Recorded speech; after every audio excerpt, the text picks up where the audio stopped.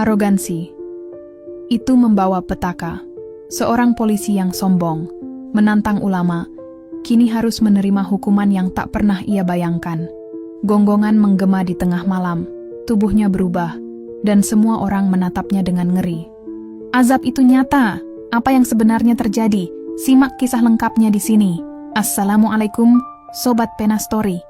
Selamat datang di channel ini, tempat di mana kisah-kisah penuh hikmah, kejadian nyata, dan kejutan tak terduga diungkap dengan penuh emosi.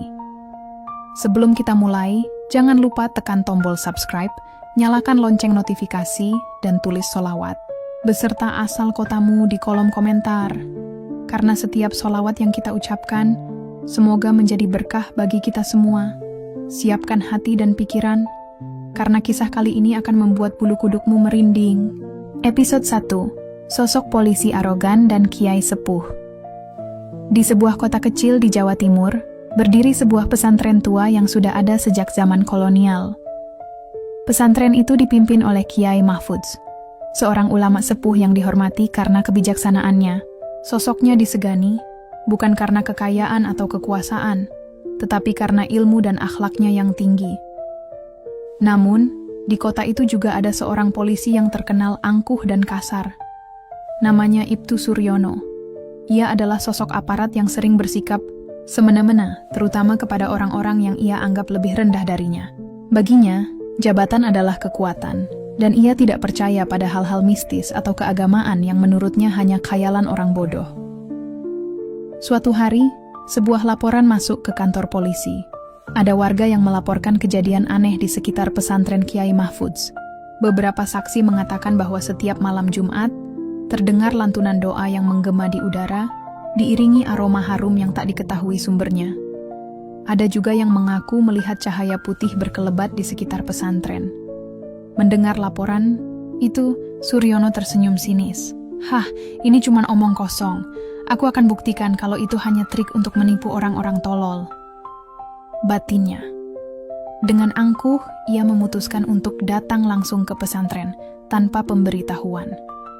Dengan mobil patroli yang sirenenya meraung-raung, ia meluncur ke sana bersama beberapa anak buahnya, seolah akan menangkap seorang kriminal. Saat tiba di gerbang pesantren, Suryono turun dengan wajah sombong. Para santri yang sedang duduk di serambi langsung berdiri dan memberi salam. Tapi ia tak menggubris. Dengan langkah besar, ia langsung masuk ke dalam tanpa melepas sepatunya. Di ruang utama, Kiai Mahfudz sedang duduk tenang, membaca kitab di hadapannya. Ia menoleh pelan saat Suryono masuk. Tanpa basa-basi, Suryono membentak, "Kiai, saya dapat laporan kalau di sini ada kegiatan mencurigakan. Apa yang sebenarnya terjadi di pesantren ini?"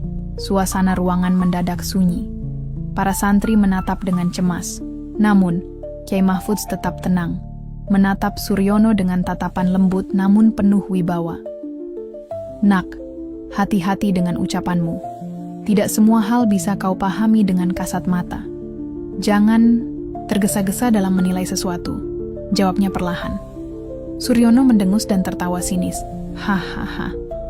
Jadi sekarang Kiai mau menakut-nakuti saya dengan kata-kata? Saya ini polisi. Saya percaya pada hukum dan fakta, bukan takhayul dan dongeng mistis." Namun, tiba-tiba suasana ruangan terasa berubah. Udara menjadi lebih dingin, dan suara angin terdengar aneh, seperti bisikan halus yang berputar di sekitar mereka. Para santri mulai saling berpandangan, merasakan sesuatu yang tidak biasa. Kiai Mahfudz menatap Suryono lebih dalam. "Nak, aku telah memperingatkanmu. Semoga Allah melindungimu dari apa yang kau tidak pahami." Suryono tertawa mengejek. Namun, tak ada yang menyangka bahwa kejadian malam itu akan menjadi awal dari sesuatu yang tak bisa dijelaskan oleh logika manusia. Episode 2. Peringatan yang tak diindahkan. Ibtu Suryono masih berdiri dengan angkuh di hadapan Kiai Mahfudz. Matanya menyorot tajam, penuh amarah dan kesombongan. Bagi Suryono, ucapan kiai tua di depannya itu tak lebih dari omong kosong yang dibuat-buat untuk menakutinya.